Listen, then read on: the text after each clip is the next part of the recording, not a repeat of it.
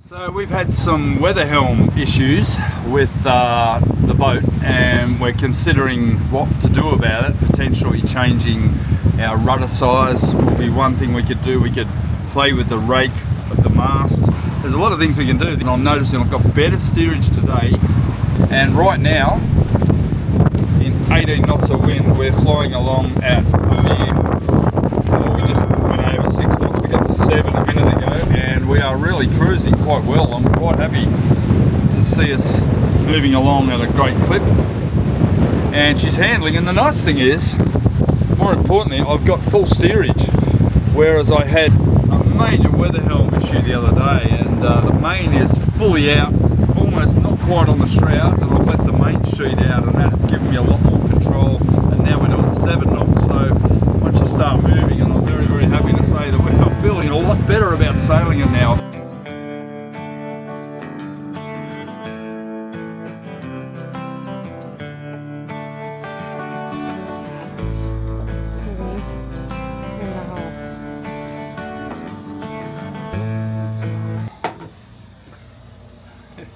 So we're removing the rudders to make them bigger.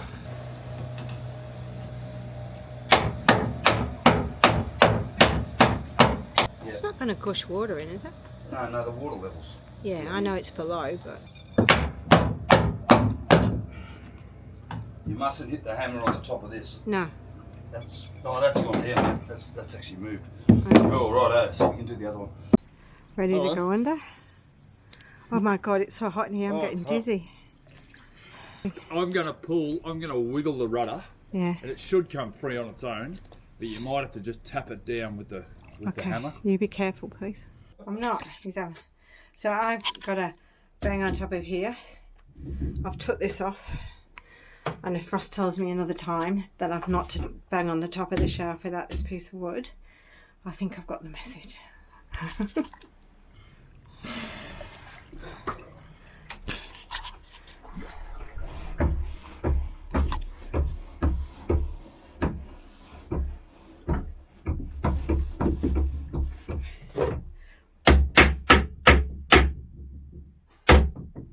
About an inch to go. Is it down on flush with the other thing? No.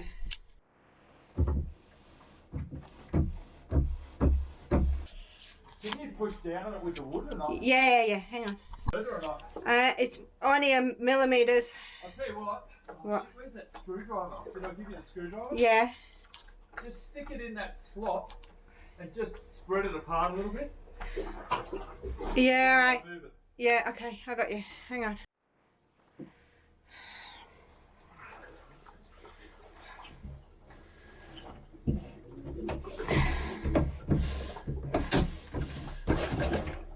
Like that.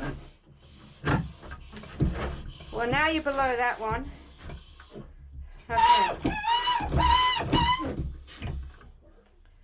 I got the first bearing out. Yeah, you're almost through that. It's got to be almost through the metal thing, isn't it? Yeah. Oh, cool. Once that's through, it'll come out. So I'm opening the bottom part now, because that's where you are. Well, I'm going to go under again. Okay, be careful. Here he comes. Thank God, it was good to see you come up. Sorry? Good to see you come up. Sorry. Oh, I've got it. I just can't get it through the second bearing.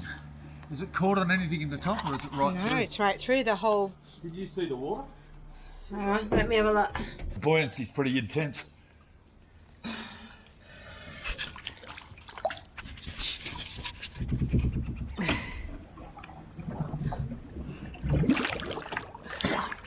Oh, cool.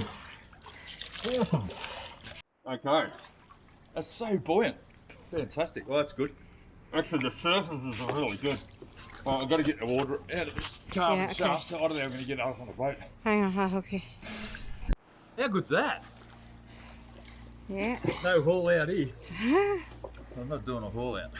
Well, we'll have to I'm going eventually, to go and look but at the not bow. for Can you this. see in the water down there? Hang on, let me have a look. Oh, you'll be able to see the water and Ugly Ross if he turns up. Get your face under it. Sorry? Put your face under it. Did you see him? No.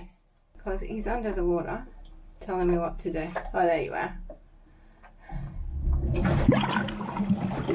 You be careful, please. Those bearings are brilliant. Okay.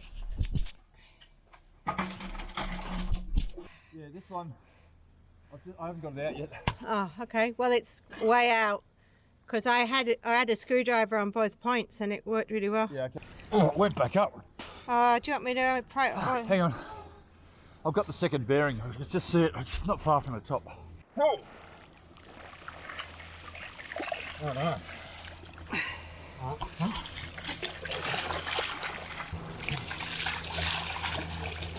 No water coming up through the bearing, is there? Been a bit of a big day. I got the rudders off earlier on with Janet's help. It's been stinking hot today. And I thought while I'm in there, I might have a look at the anodes on the end of our propellers.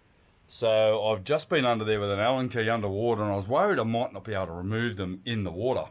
But yeah, once I got rid of all the family of Fortescues that are living in our propellers, and we're going out once, twice a week. So the props are getting used, but there's a family of Fortescues that have made home in our propellers. Once I got rid of them after they attacked me a few times, that is the zinc off the end of our propeller. So luckily I was able to remove that. It's actually got a thread on it, and Brunton has designed this little bracket here, and that actually bolts onto the end of the propeller. So that's a really nice system, and I quite like it. I've just put a little bit of Loctite on it to hold it in place, and then I've got to get back in the water with an Allen key and 3 little screws to hold it in place on the end of the propeller. It's a little bit sketchy putting it on without without scuba gear, but it's not too bad. I'll just get in with a mask on, and I'm able to just do 1 screw at a time, dodge the Fortescues that keep attacking me, and little scorpion fish, and then we'll get it in place, and then I should be good for another 1.5 years or so. It's been on for 1.5 years, that anode. Yeah, if you look at it, what it's supposed to look like is this dome, and that's what's left of it. So yeah, good to see the anodes are working, and that our propellers and shaft are protected from electrolysis.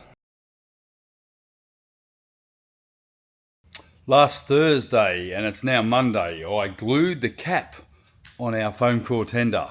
Now this actual top still has to be shaped. There's a lot of shaping to be done. I do have the bevel underneath, and I've just cut away this part with an oscillating tool, so you can actually see how this is going to be shaped. It's going to have a 45 degree, roughly a 45 degree bevel here, and then a secondary one on the inside, and that gives me a nice sized cap on the actual boat itself to sit on, but also provides a lot of extra structural strength. The other thing I've done too is down here on the inside, it bevels down and then goes down to a straight edge. Now what I've actually found is that over the years, the more that we grab on handles and things, the more chance there is for damage of the actual structure of the boat. So by being able to lift it underneath here and grab it actually underneath the lip here, gives you a secondary alternative to pulling the boat up the beach. And obviously we're going to have beach wheels on the back here, so I'm going to get in and just cut the edge off this, give it a rough cut all the way around, and then I can get onto my torture board and start to sand it and get the shape right.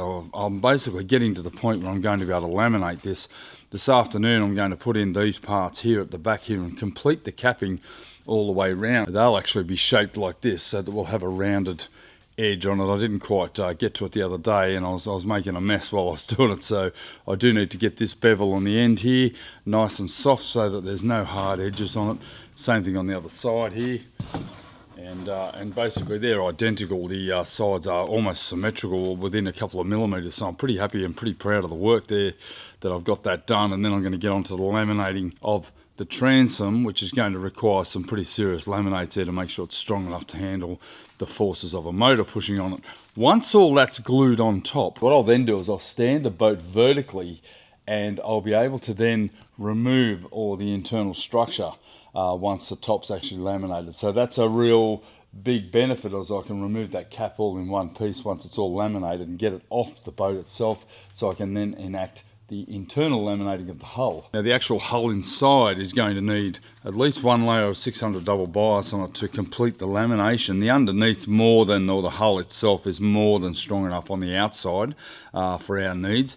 And then I can start to work on how I'm going to integrate perhaps a seat, an area to hold the fuel tank, and potentially somewhere to hold a battery for an electric ignition start. Now in the stern here, right under the back there, that area there will be sealed off but with a hatch so that I can actually potentially put a battery in there, or even first aid kit and maybe some tools should we ever end up in a broken down tender anywhere. Funny I should say that. This morning we've just had a wonderful weekend with Sam and Veronica, our son Sam and his wife Veronica, our daughter-in-law, and their dog Una. Had a brilliant 3.5 days of sailing out on Jervis Bay. It was just a superb weekend, great family event. We woke up this morning, Janet had to be at Marine Rescue. They're hosting a big fundraiser today. It's Australia Day today, and I usually like to work on Australia Day because it's so busy on the roads and the area is just absolutely out of control with tourists. So I usually come to work and it's nice and quiet here today. I get in the tender and go dun dun dun dun dun dun dun, pull the bloody starter about 500 times, proceeded to pull a spark plug out, clean the spark plug. I then rode 3 kilometres into the tide up to the boat ramp where our car is currently.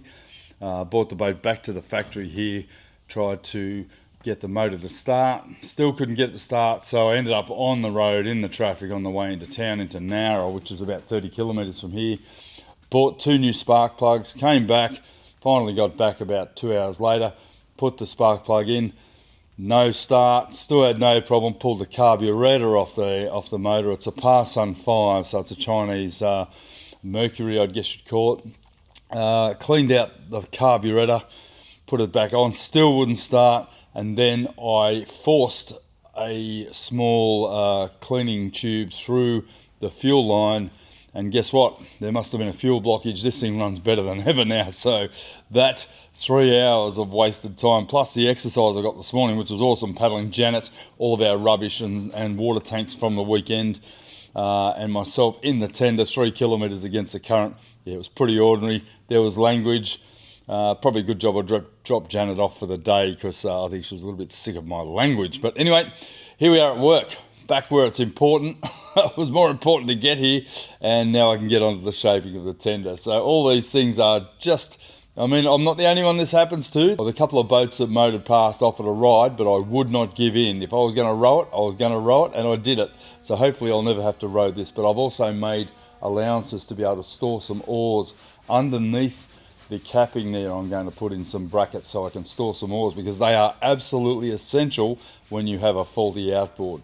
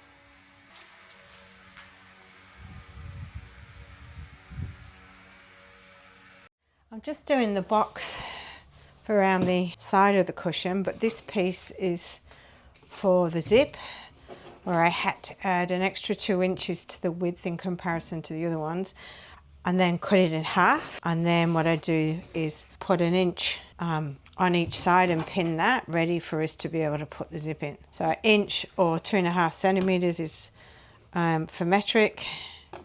Imperial, because the video I'm watching on how to make these, it's giving me lots of measurements, is from Sailrite, and I'd love one of their sewing machines. I think I've said it before, but you can't order them in Australia.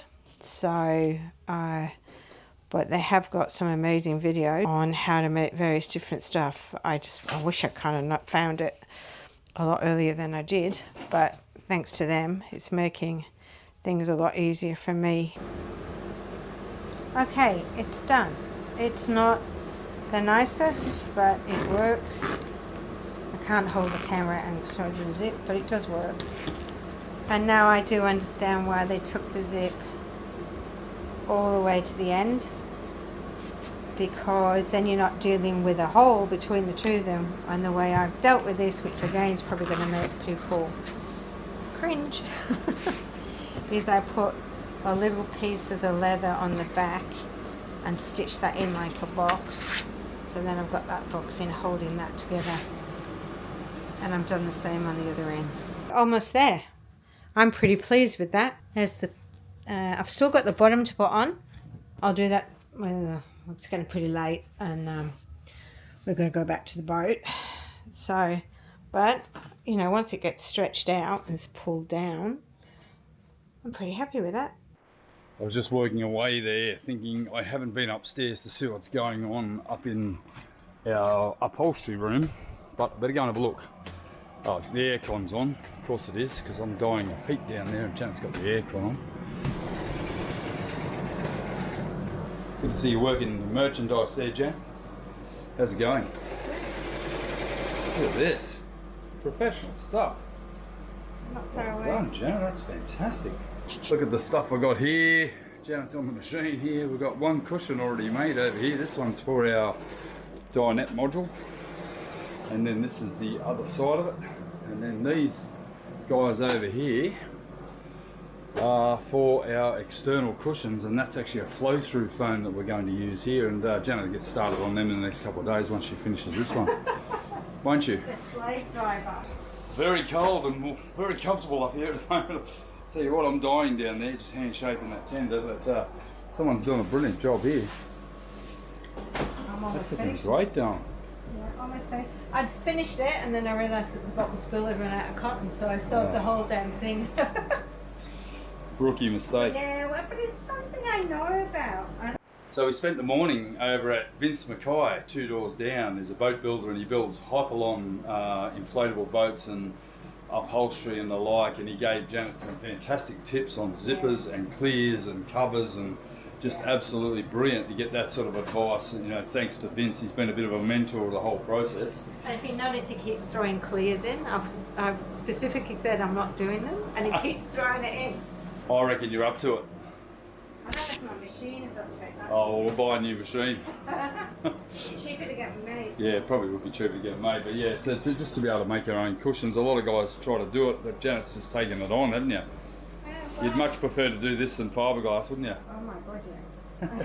This is it. The last thing I need is you film I want to watch you stress out while you put it in. Fight with this. Do you want to move the sewing machine in the No, way? I don't want you to do anything. Don't come in and take the glory, just to...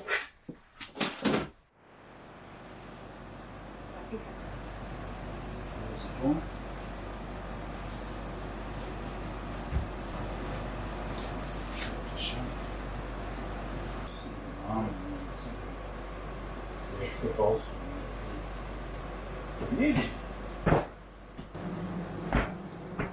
That's it. It's our table. Tables down. See if your work was worth it. Tables down. Yep. If it doesn't work, we'll do it in front of you. So the idea is that we've got this drop-down table that we haven't been able to use because you can sit on it, but it's got a 150 kilo rating on it, I think. Oh, sorry, 100 kilo. And the idea is we want to make a day bed. so that we can experience it with a passage or sit down and watch movies together. It's looking good. It's an awesome job. I need to fix up this. There's a... Yeah, alright, we'll fix that. Don't worry, just put it in place. Stop picking. Oh, that looks unreal. Alright, lay on it. It's a bit high. Lay down it. Now we've just got to watch this part just here. Hasn't got a lot of support under it, so we want to make sure. I'll probably make a little fold down leg or something. Is it better? Cool. Daybed time. TV. That is awesome. And we made these as 2 cushions because we didn't have anywhere to put them as one. Oh, yeah. So that's so much better. I could put some non-slip on the bottom. Finally, somewhere we can lay out.